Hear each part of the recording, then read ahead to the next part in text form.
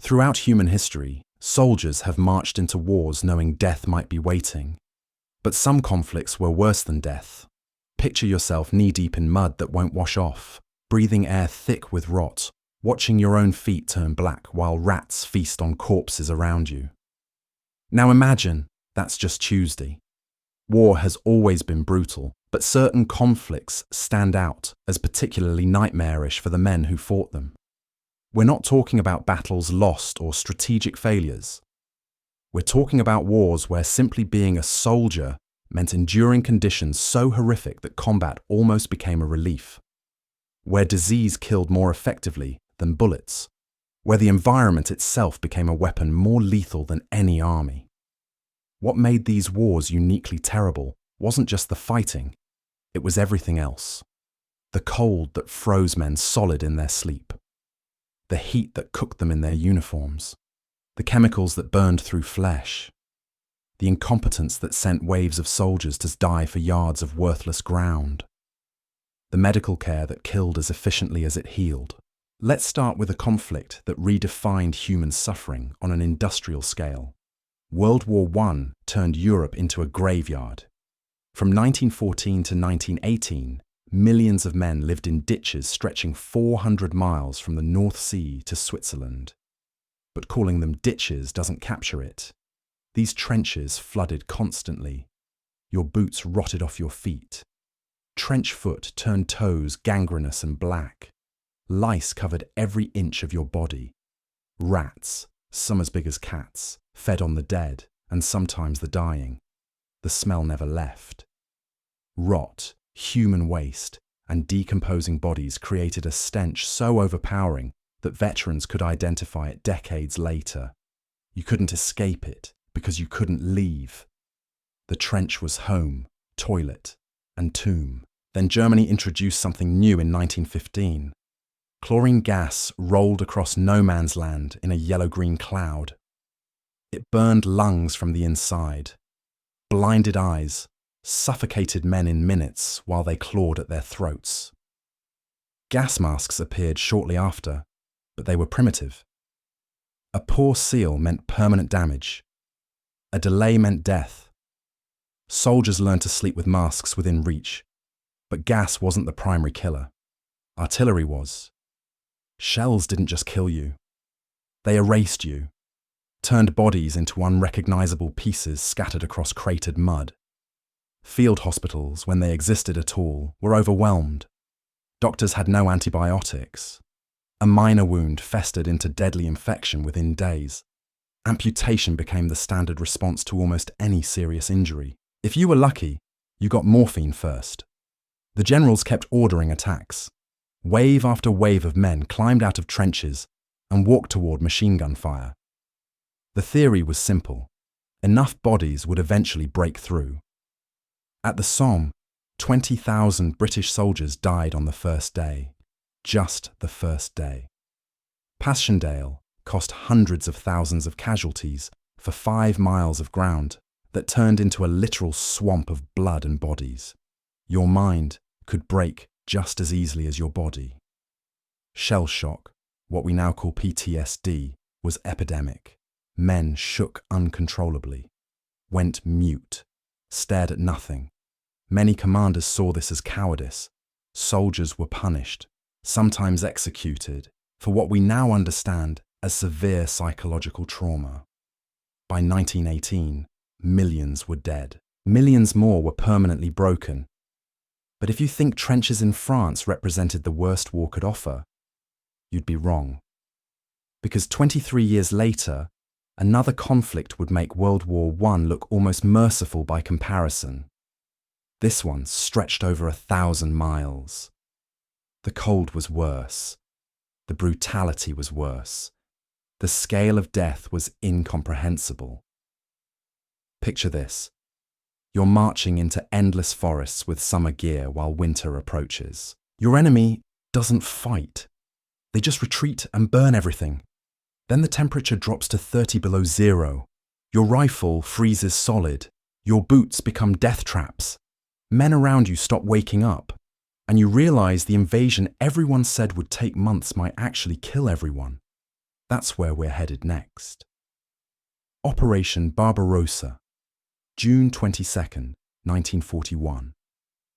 Hitler threw over 3 million men at the Soviet Union in the largest invasion force ever assembled.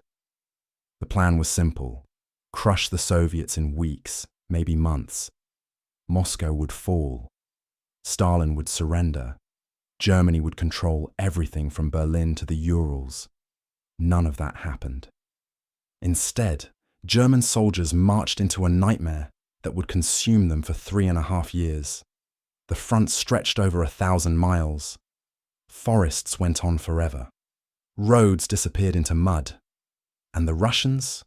They didn't fight the way anyone expected. They retreated, burned their own villages, destroyed their own crops, left nothing behind but scorched earth and silence. German supply lines stretched thinner with every mile. Trucks broke down, fuel ran out, food became scarce. By autumn, soldiers were still wearing summer uniforms because winter gear hadn't arrived. Then October brought rain that turned roads into rivers of mud. Vehicles sank, horses collapsed, everything slowed to a crawl. And then winter hit. Temperatures dropped to 30 below zero. Rifles froze solid. Engine oil turned to sludge. Men lost fingers and toes overnight.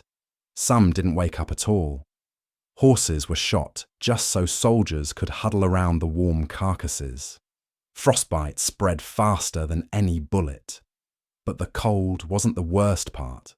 The worst part was Stalingrad. The city became hell on earth. Buildings were reduced to rubble, but both sides refused to leave. Germans and Soviets fought room to room, floor by floor, sometimes within the same bombed-out structure. Snipers picked off anyone who moved. Hand-to-hand combat in stairwells. Knives, bricks, bare hands. Artillery pounded the ruins day and night. German soldiers trapped in the city ate rats. Boiled wallpaper paste for calories. Froze in basements with no fuel, no ammunition, no hope. When they finally surrendered, most never made it home. Soviet prison camps killed through starvation and disease what the battlefield had missed. Soviet troops didn't have it better. Officers sent entire divisions into German machine guns with barely any weapons. Some soldiers were given 1 rifle for every 3 men.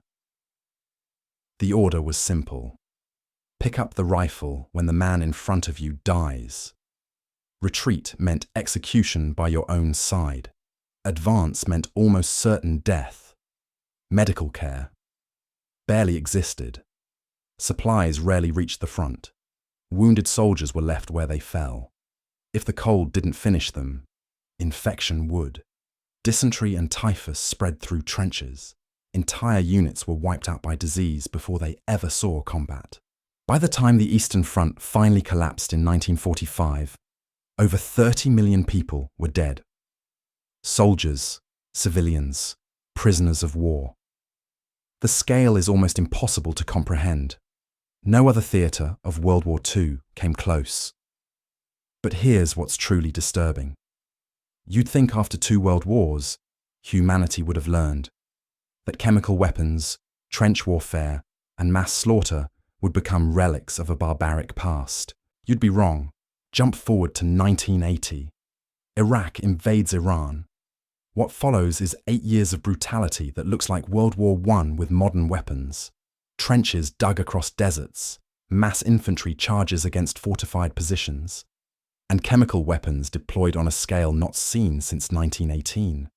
Iraq dropped mustard gas and nerve agents on Iranian troops. Sarin, tabun, compounds that burn skin, destroy lungs, and attack the nervous system. Iranian soldiers often had no protection. Some were given gas masks that didn't seal. Most had nothing at all. Iran responded by sending waves of young volunteers, many just teenagers, straight into Iraqi positions.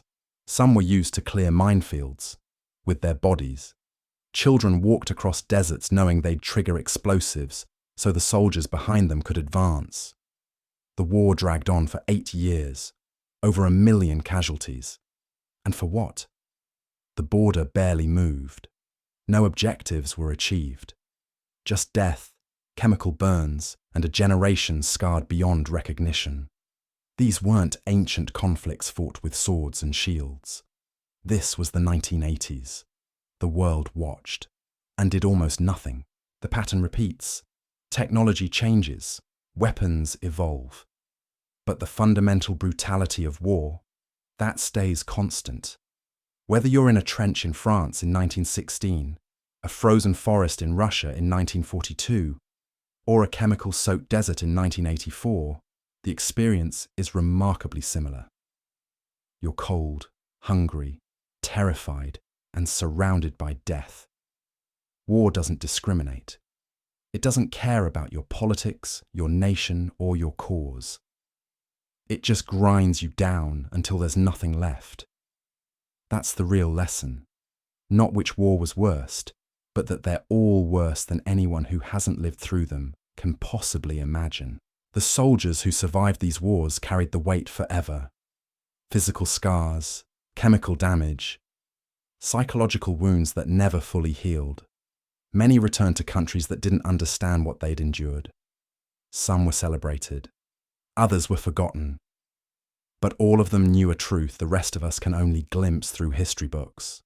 That war, in any era, under any flag, remains humanity's most efficient method of destroying itself. The weapons change. The suffering doesn't.